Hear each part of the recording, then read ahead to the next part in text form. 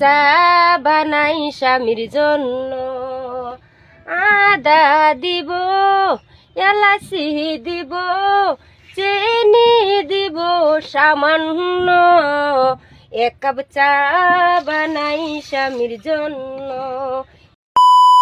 এই ভিডিওটা দেখার পর শহরের কিছু পাড়াটিয়ারা বলতেছে আরো দাও গ্রামে ওয়াইফাই। তাদের উদ্দেশ্যে একটা কথাই বলতে চাই, আগে এই ভিডিওটা দেখেন।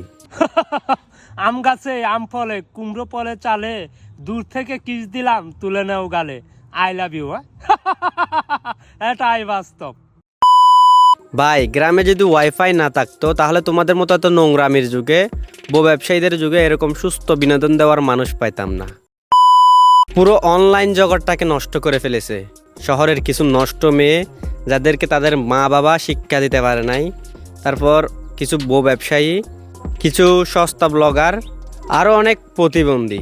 এরা পুরো অনলাইন জগৎটাকে নষ্ট করে ফেলছে।